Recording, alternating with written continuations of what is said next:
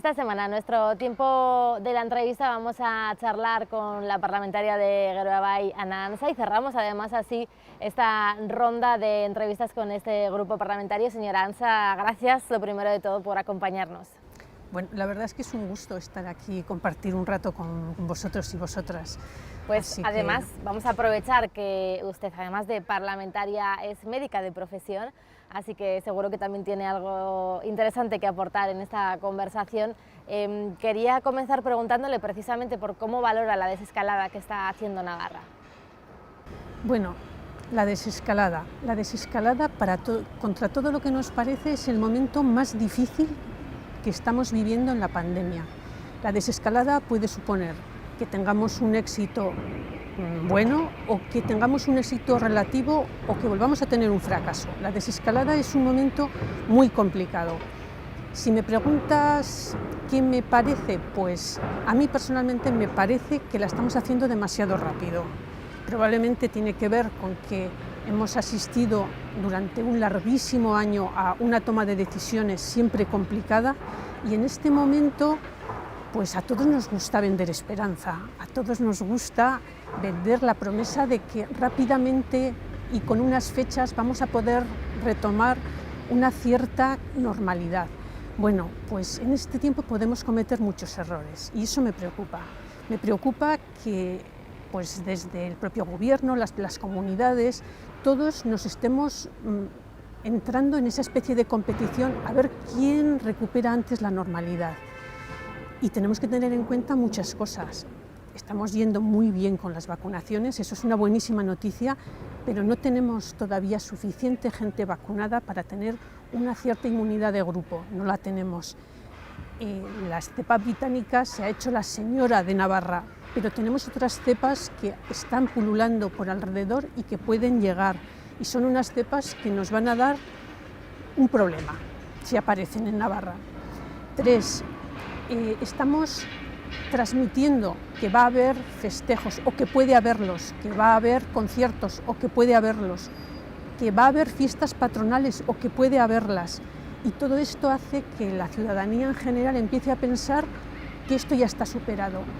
Y no, necesitamos la colaboración ciudadana, necesitamos la colaboración de la ciudadanía en mantener este periodo de tiempo, porque son los que van a sostener las medidas. Si no sostenemos las medidas de control, las mascarillas, el no ir a un sitio si no es necesario, el no compartir espacios con más personas que las que debemos, si no mantenemos esto, si no concienciamos a la población de que esto realmente es lo que necesitamos ahora, podemos vernos en un momento dado con un susto grande. La consejera de Salud ponía fecha para conseguir la inmunidad de grupo en Navarra en agosto. ¿Considera entonces que hubiera sido mejor esperar hasta entonces? A anunciar que vamos a conseguir... No, a desescalar, a comenzar a desescalar más rápido. No tanto. Hay que ir desescalando progresivamente, pero hay que ir desescalando con relación a las cifras. Pero ojo, las cifras que hoy tenemos, que son buenas, las cifras de contagio han mejorado mucho, las cifras de hospitalización han mejorado bastante, las cifras de UCI han mejorado, que son un poquito los termómetros que tenemos, eso es cierto.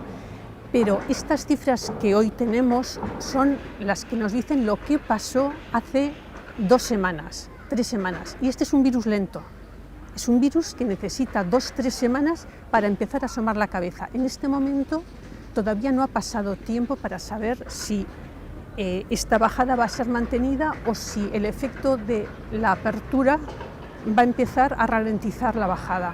No lo sabemos. Entonces, por eso es importante el transmitir a la comunidad de que necesitamos inmunidad comunitaria, y solamente lo puede hacer la comunidad, que no de rebaño, porque esto empieza a ser, lo de rebaño nos conduce a que vamos como un rebaño. No es cierto, necesitamos una actitud activa, una actitud reflexionada, una actitud positiva a que tenemos que ir desescalando, pero tenemos que mantener todas las medidas de precaución, porque eso es lo que va a sostenernos en el tiempo hasta que tengamos una inmunidad hecha por las vacunas. Hasta ese momento las vacunas tenemos que hacerlas nosotros y la responsabilidad es comunitaria. Y Y realmente hay que felicitar a todo ese montón de personas que lo están haciendo de forma intuitivamente y casi contra lo que nos dicen los otros mensajes, ¿no? Y lo están haciendo.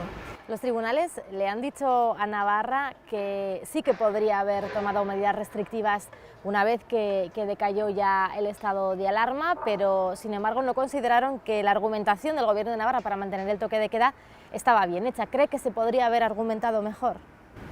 Es difícil, porque es cierto que siempre se puede argumentar mejor, evidentemente, pero también es cierto que los jueces no tienen formación en epidemiología. Los jueces que están valorando si formalmente esto se adecúa a lo que se tiene que adecuar y si este nivel de riesgo es suficiente para hacer esto. Yo creo que no fue buena idea el dejar a los jueces, que no fue buena idea, porque realmente estamos viendo con la misma situación, unos jueces dicen una cosa y la argumentan muy bien, y otros jueces dicen exactamente la contraria y la argumentan muy bien. ¿Y entonces qué? ¿Dónde nos dejan? Nos dejan con una cierta indefensión.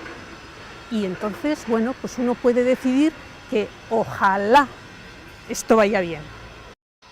¿Cree que esta indefensión se podría haber evitado desde Madrid, por parte del presidente Sánchez? Pues yo creo que teníamos que haber jugado a ralentizar de forma general, de forma que no hubiese tanto margen a la interpretación. Porque el margen a la interpretación, pues es eso, una situación en la que al final no te queda otra que tirar para adelante. Tirar para adelante no significa que sea la mejor de las decisiones, significa que en este momento no puedes hacer otra cosa.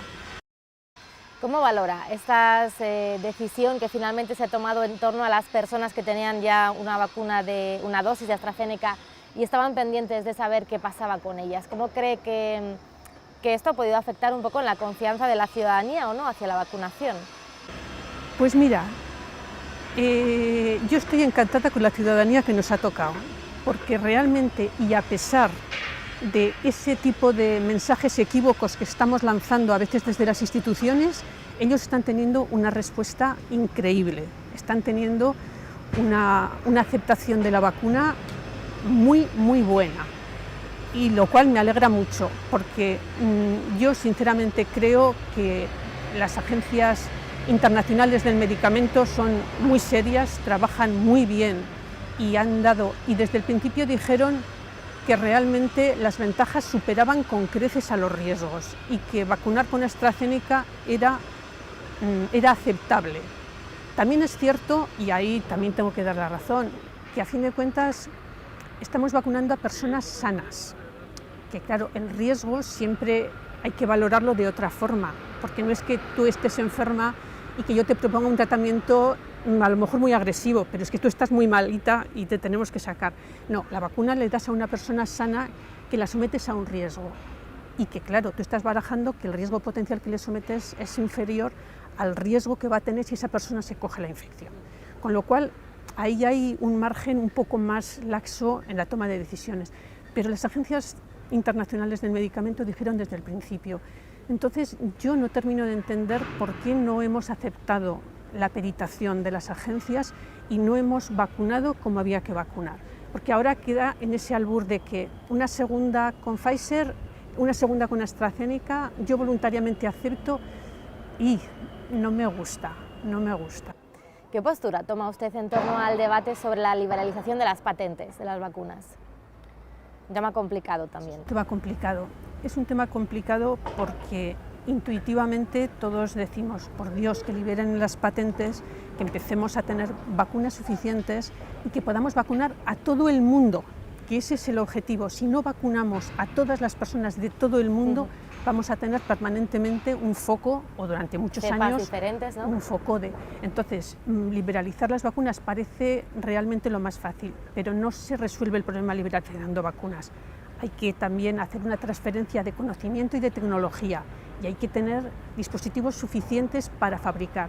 Entonces, a mí personalmente, el hacer una apuesta, en este caso, por liberalizar las vacunas, me parece simbólica y me parece importante, porque vivimos una auténtica tragedia humana con el VIH, por ejemplo, hasta que se pudo dar medicación que era absolutamente que era eficaz, se murieron muchos millones de personas porque no les llegó a tiempo la medicación. Entonces, como debate filosófico me parece importante cómo tenemos que ir aunando a que las farmacéuticas tengan suficientes recursos para poder seguir investigando, pero cómo en determinados momentos y por ende absolutamente de salud podamos hacerlo, ¿no? Entonces es un problema complejo que a mí me parece importante que lo hayamos traído y que se esté dando el debate. Años ya que no ejerce de médica de familia, ¿no? Me comentaba, pero no sé si mantiene contacto con colegas de profesión que le hayan contado cómo están viviendo todo lo sucedido, o se puede poner, ¿no?, supongo, en su lugar, en cómo el colectivo de profesionales sanitarios está viviendo esta pandemia. Sí, la verdad es que yo no llevo tantos años alejada de la profesión, simplemente llevo 1 año y medio de parlamentaria, aunque no estaba ya ligada a la atención primaria, pero sí es cierto que en los primeros meses de la pandemia yo tenía sentimientos encontrados, porque me sentía que debía estar con mis compañeros en otro espacio, Curando, ¿no? Eso es. Entonces sí que evidentemente me puedo poner perfectamente en su lugar, perfectamente. Y de hecho me pongo prácticamente cada vez que me enfrento a una noticia de salud, automáticamente mi corazón se va a los sitios donde la gente está trabajando, ¿no? Lleva años ya ligada a Geroa Bai, pero es verdad que ha sido ahora cuando ha decidido dar, ¿no?, el salto a la política más visible, siendo parte de esta lista de la formación aquí en el Parlamento de Navarra. ¿Cómo está siendo esta experiencia como parlamentaria? Bueno, la experiencia como parlamentaria está siendo interesante. El estar en el Parlamento te ofrece un conocimiento de la población, un conocimiento de la comunidad que no lo tienes en ningún otro sitio.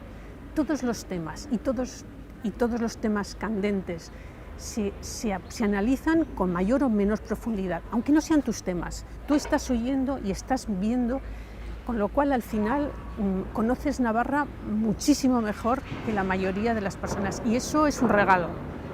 El cambio de profesión pues ha sido muy grande, o sea, no tiene nada que ver el tipo de trabajo que yo hacía al tipo de trabajo que hago aquí, pero bueno, eso es un aprendizaje y es otra forma de estar.